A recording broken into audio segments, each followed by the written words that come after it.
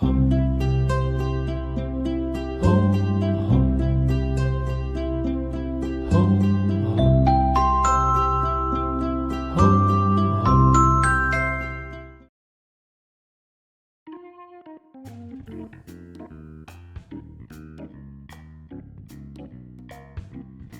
a very particular moment in a woman's life when a quiet question starts living in the back of her mind. It's not loud, it's not dramatic, but it's persistent. The question is, should I stay or should I walk away? It might show up in a relationship that once felt electric but now feels a little dimmer.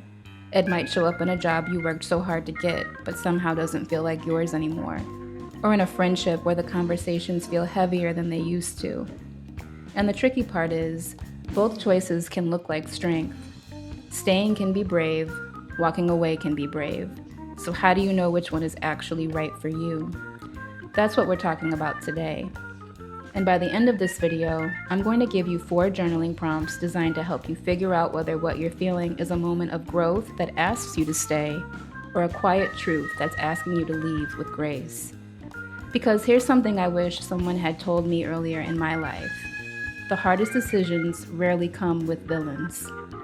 Sometimes everyone involved is good. Sometimes nothing is technically wrong, and yet something still doesn't feel right. So today, we're slowing down, getting honest, and letting your journal help you figure out what your intuition has been trying to say all along.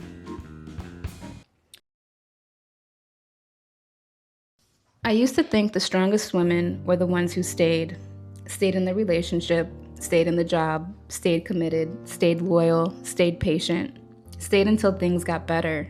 And sometimes that's exactly what strength looks like. But somewhere between our early 20s and our early 30s, many of us discover a slightly uncomfortable truth. Sometimes staying isn't loyalty. Sometimes it's fear wearing a very convincing outfit.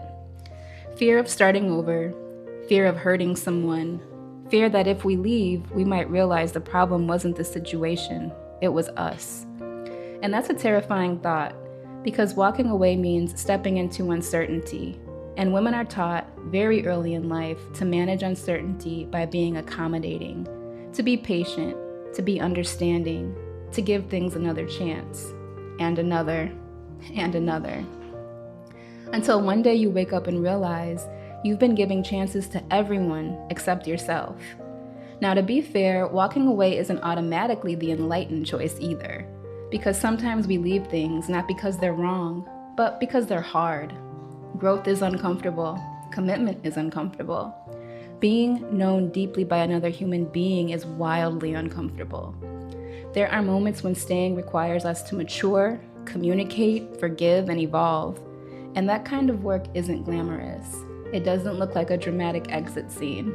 It looks like a long conversation at the kitchen table, or therapy, or admitting you were wrong, which, if we're honest, might actually be harder than leaving. So the real question isn't, should I stay or should I go? The real question is, what is the situation asking me to become? Because every crossroads in life asks something of us.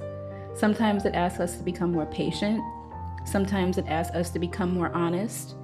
And sometimes it asks us to become the woman who finally says, I love you, but this version of my life isn't the one I'm meant to keep.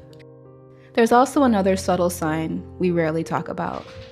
When we're meant to stay somewhere, even when it's difficult, there's usually a quiet sense of alignment underneath the struggle.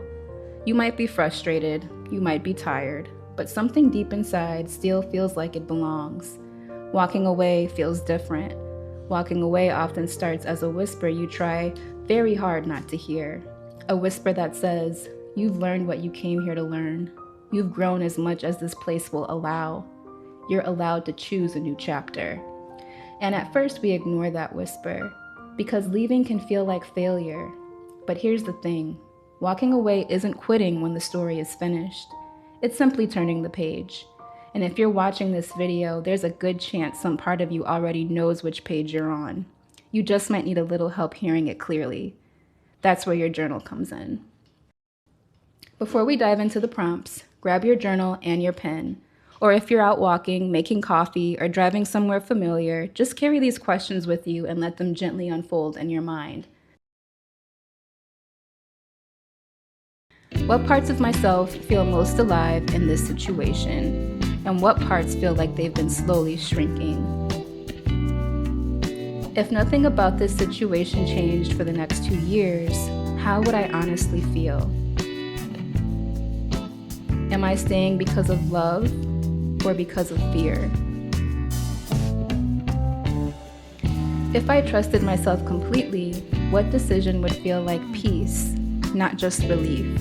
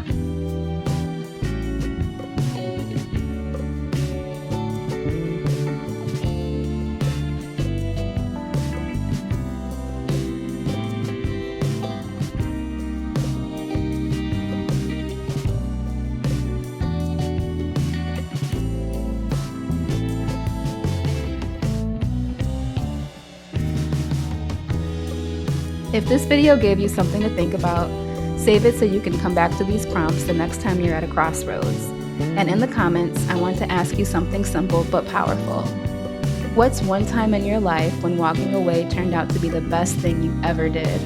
Or one time staying taught you something you never expected to learn? Your story might be exactly what another woman scrolling tonight needs to hear. And if you're continuing your journaling journey with a better page, I'll see you on the next page.